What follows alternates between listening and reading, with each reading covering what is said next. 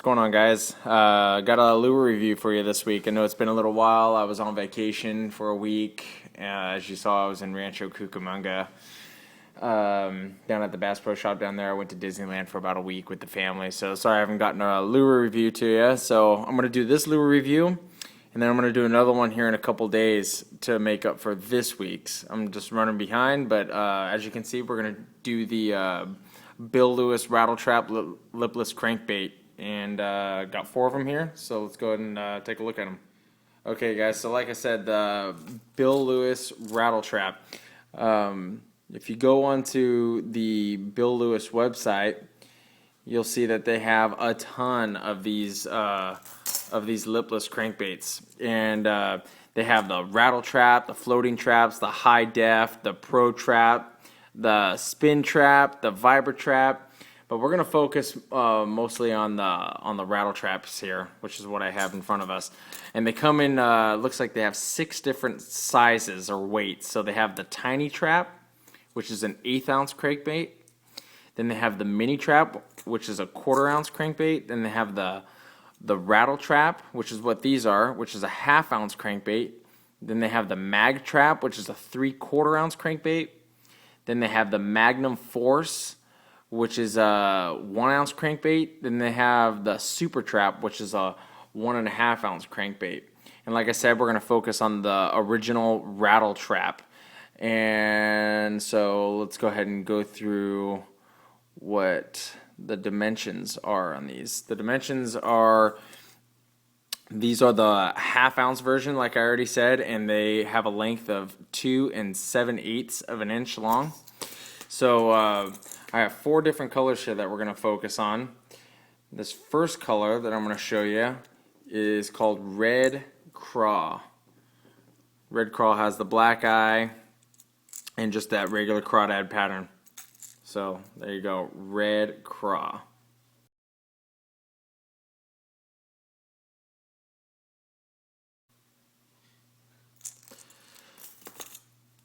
Next one I'm going to show you is called Diamond Dust. Diamond Dust is just this white belly, doesn't seem to have really any pearl in it. It's got some glitter on it though. And it's got this scale pattern, this gray scale pattern on it. This particular one happens to have an oval split ring on it. I think I bought 2 of them that have an oval split ring on them. I don't really know why the 2 I got have oval split rings on them. Maybe they're a certain series, but I haven't figured it out which ones have it and which ones don't. So anyway, this one is called Diamond Dust.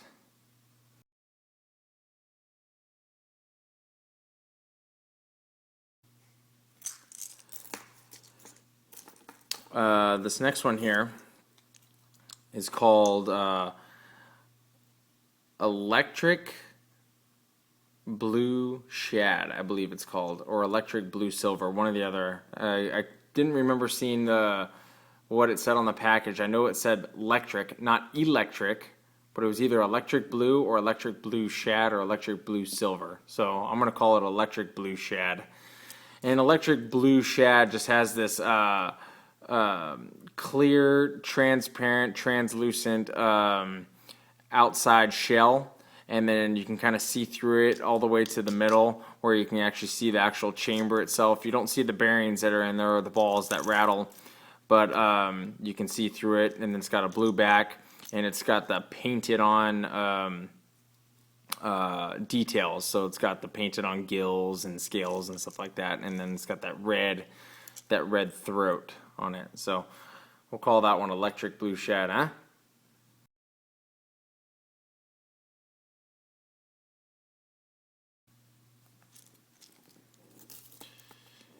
And this next one here is called Chrome Shad. Chrome Shad has the orange belly, chrome side, and then a painted on scale pattern going from this black back.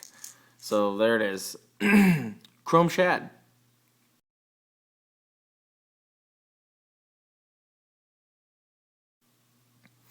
So all these lures, they all have these 3-dimensional eyes that are kind of like, they're kind of glued on there, but they're painted. They're just a painted eye that seem to be glued on there. If you look at them in certain lights, like if you look at this one in certain lights, you can kind of see where it was glued on, but you can see it's painted over. So three-dimensional eye. And the other thing that you notice when you pick these up is this very pronounced fin on its back. Very similar to the Cotton Cordell Super Spot, or I should say the Cotton Cordell Super Spot is very similar to these. So there's the Super Spot.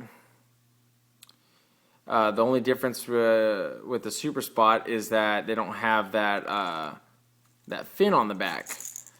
But the Super Spot seemed to do a little bit better job on the seam there. You can see on the Bill Lewis, the seam is very pronounced. You can definitely see that seam there. Doesn't seem like they tried to hide it. And on the Cotton Cordell, they did a pretty good job hiding it.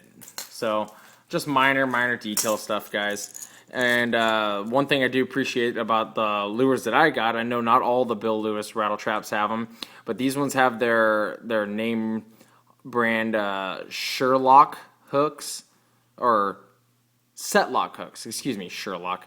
Setlock hooks. So these are their extra wide gap as opposed to the round bend hooks that come standard on most crankbaits.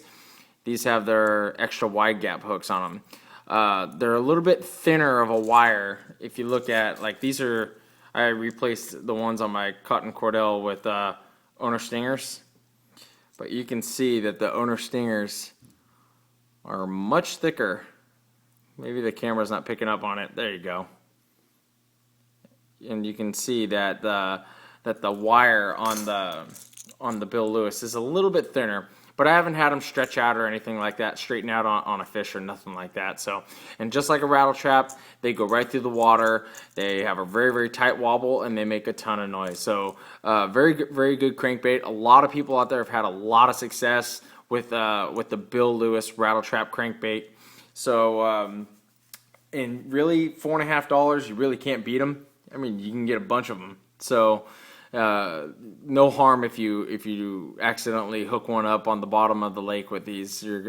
If you lose one, no big deal. They're only $4.50. So there they are. The Bill Lewis rattle trap crankbait. I want to thank you guys for watching again. Make sure you guys get in on that contest. It's going to be up for another week. So you're going to want to make sure you comment, rate the videos, and subscribe. So appreciate all the support, guys, and I'll be giving that frog away, I think, at the end of this week, or no, a week from this Sunday. So a week from the 1st. So it'll be, I think, the 8th. March 8th is the day that I'm going to announce the winner of that contest. So anyway, thanks for watching. Look out for the end of that contest, and make sure you guys comment, rate, and subscribe. Thanks a lot, guys.